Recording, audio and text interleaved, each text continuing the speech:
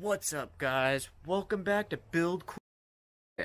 Today, we're going to do something a little bit different. Instead of working on our dirt bike to adventure bike project, we're going to go ahead and do a little feature on the bike that started it all. This is going to be the very first moped that I seen all the way through from start to finish. She was in super rough shape when I first got her, and she was pretty hopeless on ever running again. But I really changed things around and made one hell of a bike. So it's about time for me to unveil this puppy. And so I'm going to go ahead, give you guys a walk around on it, explain what's going on, and then we're definitely going to take her for a cruise. So in this episode, I'd like to introduce my 1978 Puch Magnum. Let's get started.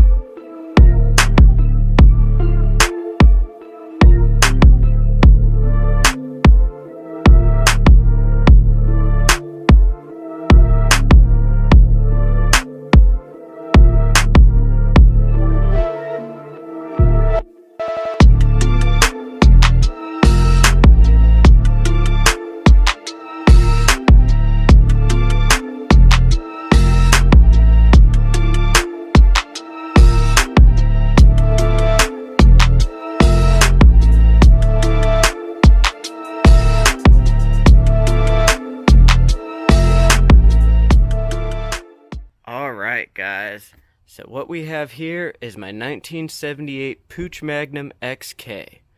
And before we get started, let's go ahead and give you guys a little backstory to what she was like when I first found her. She was laying underneath a tarp behind a hotel/motel sort of deal and torn completely apart. The motor was just laying in the dirt, the cylinder was off it, the frame was just laying there. She was in rough shape. I just happened to lift up the tarp and uncover this thing, and I had to have it. After knocking on some doors, I found the owner of it, and it took quite a while in negotiations, almost 6 months before the guy finally broke and decided he was going to sell it to me. I picked her up for only $300, which is an amazing deal for one of these. But it came with some consequences, which meant I literally replaced everything on this bike. But now, fast forward to 2020, and this is how she sits now. She is currently a turbocharged 2-stroke running a Polini top-end kit at 64 cc's. I've got a low compression head on her to help with the boost so she doesn't ping so badly. It does have the European kickstart engine that I imported from Austria just for this build. It does make it to where it would not be street legal technically, but if they don't know it, I'm not telling them. So let's go ahead, spin this thing around, and I'll give you guys a little bit more of a walkthrough on it and explain what I got going on. Alright guys, so I got this thing spun around, and let's do a little walkthrough of what's going on here and what makes this thing so special to me. So, to start it off, we have that beautiful red powder coat. And when it came to powder coating this thing, I could not decide on a color. So I wound up laying everything out that I liked and let my dog choose. And Bridget chose one hell of a color. From there, I had him kind of tweak it using all prismatic powder with a powder coat. It came out beautiful. I could not have chosen a better color myself. And so, that's always going to lay a special piece in my heart there, knowing that she was able to make a little contribution to this thing. So what we have on here, Let's start at the top. We've got a set of Pro Taper bars, custom powder coated to match, and I deleted the little pad because that just didn't go with this bike. Then we go down to the headlight, and she just had a problem always blowing the headlight bulbs when she started coming up to higher RPMs. So what I've done is I went through and gutted this thing, and I don't know if you guys can really see it in there, but I put an LED bulb off of eBay in it, and I wired it up to where there's a little 9-volt battery in there, and you've got a little switch back here. That right there turns on our light, and then I don't have to worry about anything. And then if she ever breaks down, I can still be seen at night, which is a little bit important for this thing. So then we have everything connected up to a set of EBR front forks. This thing would technically be a mini Magnum because it is running Puch Maxi suspension on it to kind of give it that lowered stance and not sit so tall. Then we have a set of custom wheels here.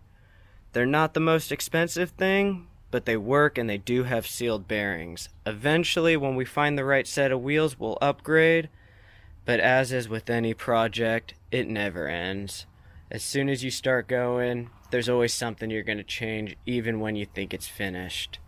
And that's what leads us to this here. This thing started off as just your normal 2-stroke, built all up, and she was fast and fun.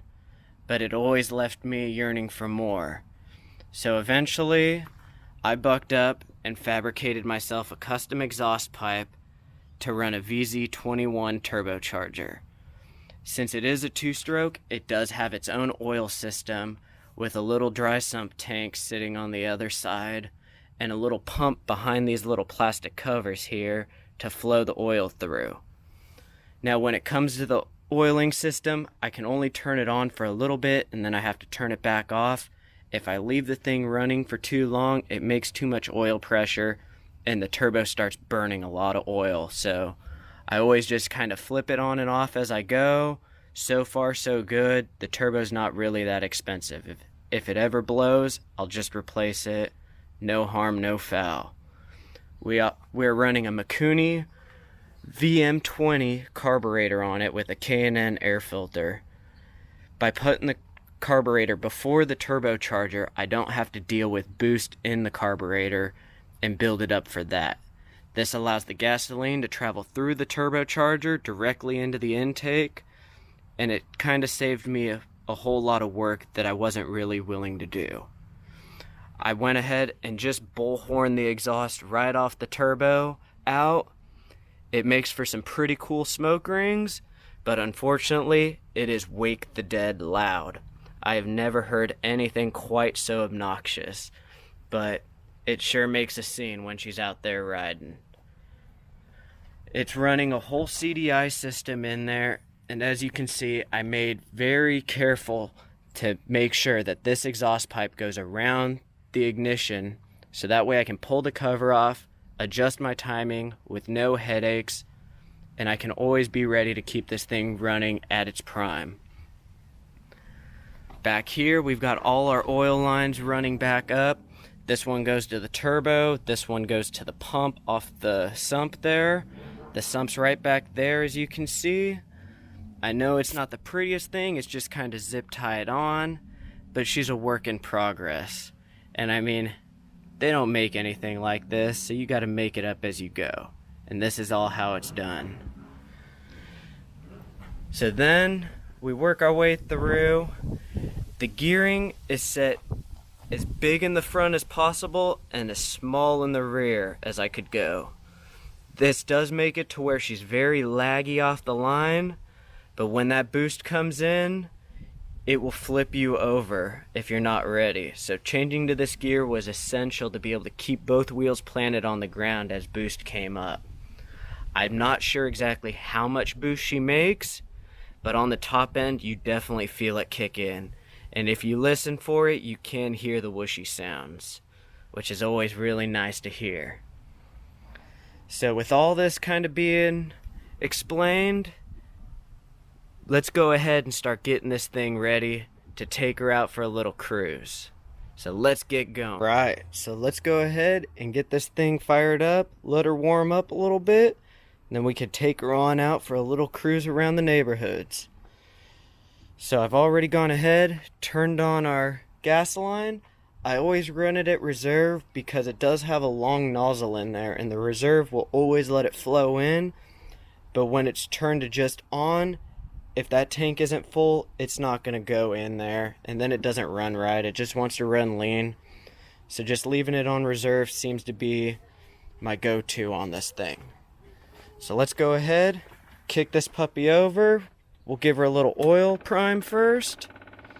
Let her pump up. And typically, she fires first kick, so let's let her do her thing here. You ready?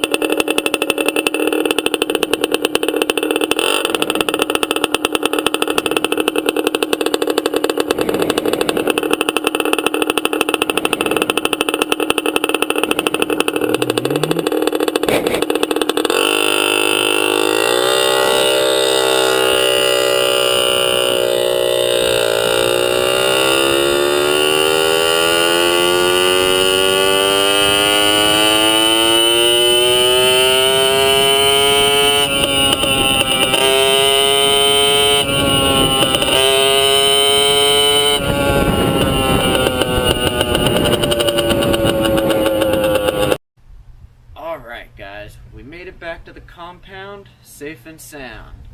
So I took you guys on a little tour of her, took you guys for a ride, and I gotta ask, what do you guys think? Is this the kind of episode you guys like to see? Maybe we should start breaking it up and doing something like this every month.